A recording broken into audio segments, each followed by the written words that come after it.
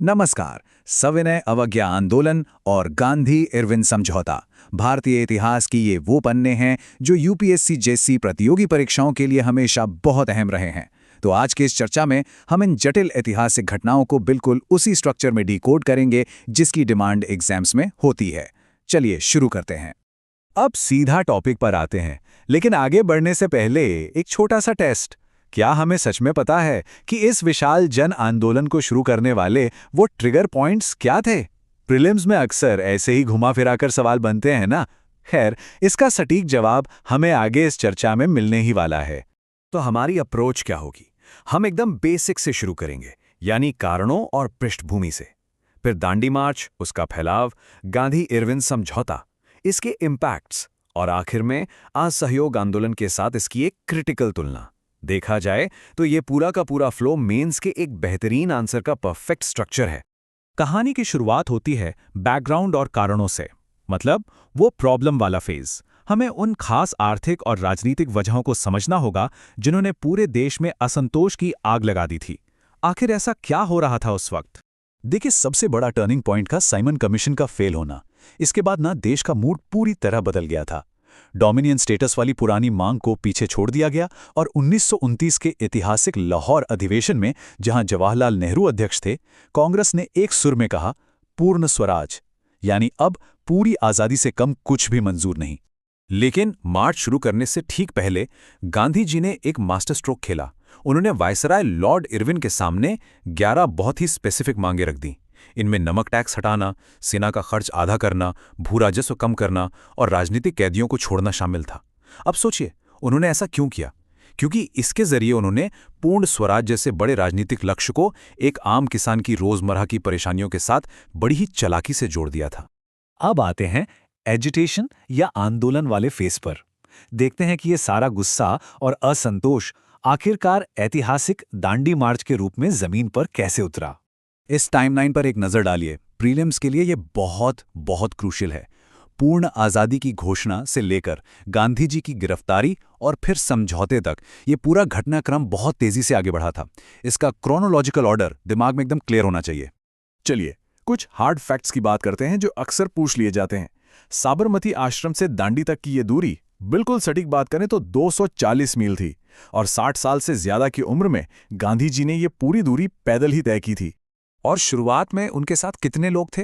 महज 78। जी हाँ, सिर्फ 78 भरोसेमंद स्वयं सेवक। लेकिन कमाल की बात यह है कि जैसे जैसे ये कारवां आगे बढ़ा, रास्तों पर लाखों लोग जुड़ते गए और देखते ही देखते ये एक विशाल राष्ट्रव्यापी जन आंदोलन में बदल गया।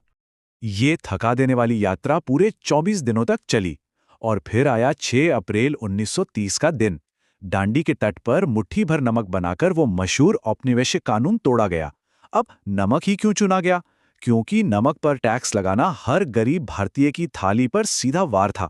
इसे तोड़ना महज एक कानून तोड़ना नहीं था, बल्कि एक बहुत बड़ा सिंबॉलिक चैलेंज था। इस पॉइंट पर सत्याग्रह के इस मूल दर्शन को समझना बेहद जरूरी है।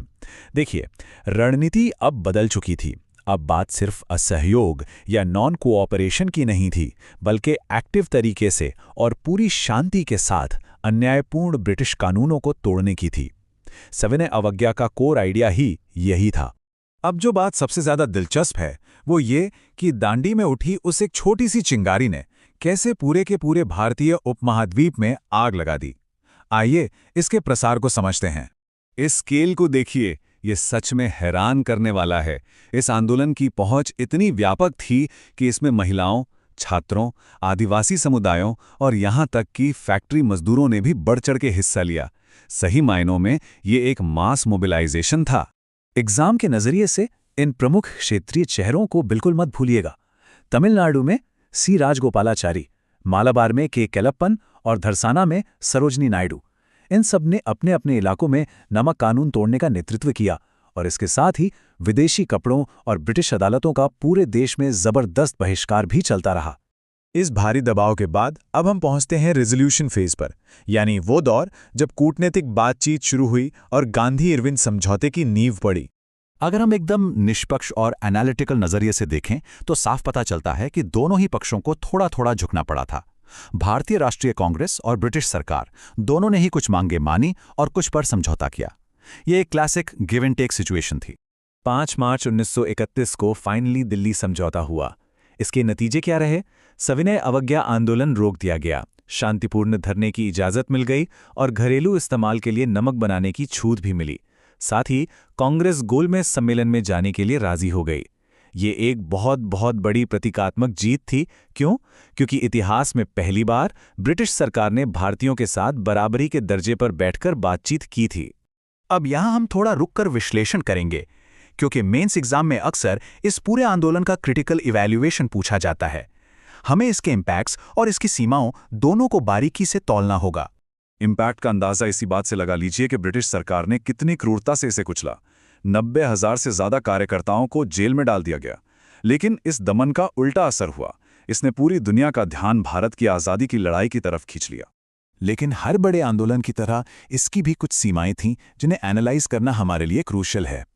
Doctor B.R. अम्बेडकर ने पॉइंट आउट किया था कि इसमें दलितों की भागीदारी सीमित रही।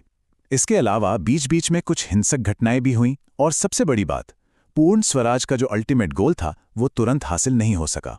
फाइनली आइए उस दौर के दो सबसे बड़े और ऐतिहासिक जन आंदोलनों के बीच एक बहुत ही सॉलिड तुलना करते हैं। ये सीधा सीधा मेंस का सवाल बन सकता है। इस तरह का विजुअल कंपैरिजन आपकी क्विक रिवीजन के लिए रामबाण है। ये असहयोग आंदोलन और सविनय अवज्ञा आंदोलन के बीच के अंतर को, उनकी रणनीतियों को एक ही झटके में क्लियर कर देता है। इस टेबल में दी गई रणनीति के इवोल्यूशन पर गौर कीजिए। 1920 में जहां फोकस सिर्फ टाइटल्स छोड़ने और अंग्रेजों के साथ असहयोग करने पर था, वहीं 10 साल बाद 1930 तक आते आते तरीका पूरी तरह बदल गया। अब लोग सीधे सीधे ब्रिटिश कानूनों को तोड़ रहे थे और टैक्स देने से मना कर रहे थे। ये अप्रोच में एक बहुत बड़ा शिफ्ट था। तो इस चर्चा को खत्म करते हुए एक बहुत ही गहरे सवाल के साथ मैं आपको छोड़े जाता हूं।